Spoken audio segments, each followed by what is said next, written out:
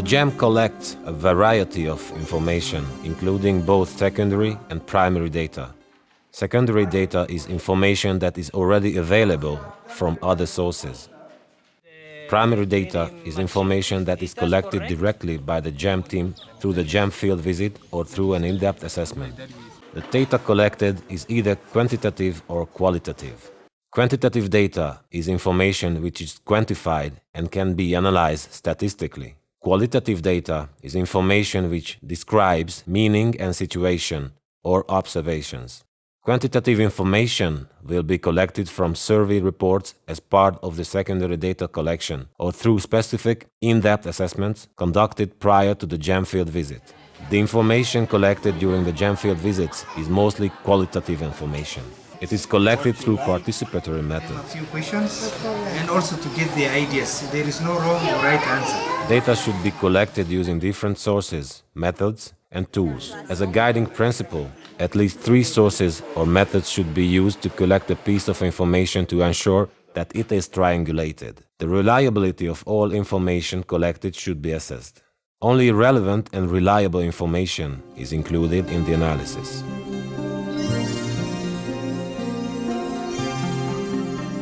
The information matrix is the key tool for organizing and managing information in a JAM, and it greatly facilitates analysis and report writing. The information matrix should be filled out by the JAM coordinators with input from the JAM team throughout the process. The use of the information matrix starts with listing the key information needs based on the JAM terms of reference. When well used, the information matrix will condense all the data, including preliminary analysis of both secondary and primary data, in one table that can be used during the final analysis and report writing.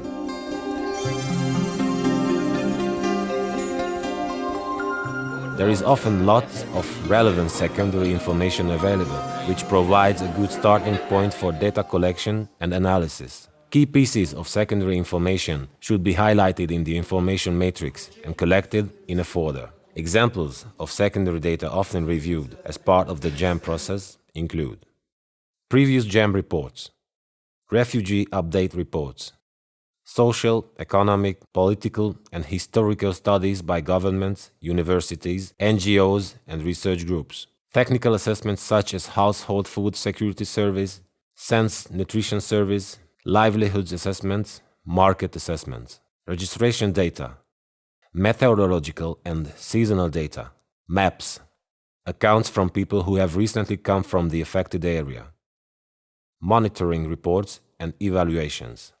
In the secondary data review, we have collected information from participatory assessment, health information system, nutrition survey, and other CAP survey like knowledge, attitude, practice.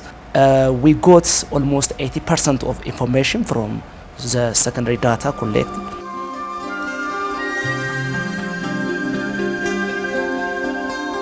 Major data gaps highlighted by the secondary data analysis will be filled by in-depth assessments conducted by technical experts. These must be conducted prior to the JAM field visit and often include Sense Nutrition Service, in-depth food security assessments, self-reliance of livelihood surveys, market assessment, a registration or re-verification. Results from in-depth assessments are reviewed before starting the field visit and recorded in the information matrix. This will help to identify the information that needs to be collected and verified during the JAM field visit.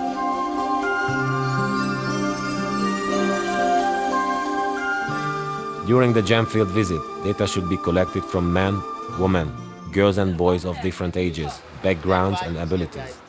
It's mainly talking to people.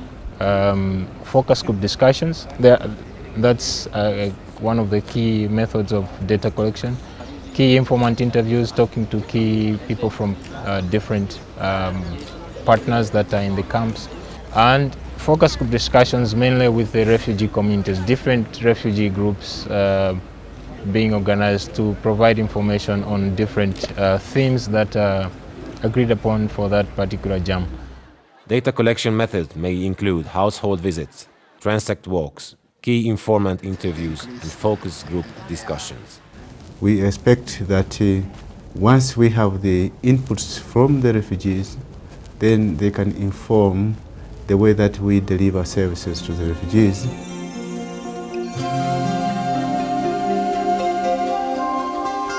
What is our recommendation? How do we, recommend solutions? The daily debriefing focuses on the key findings and challenges of the day. The output is already analytical.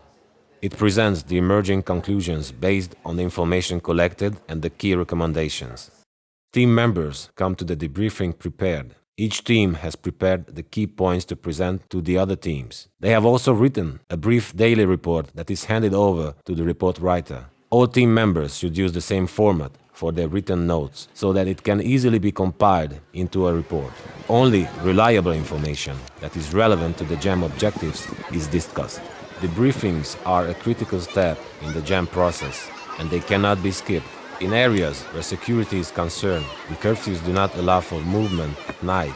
Daily debriefing needs to be scheduled at another time.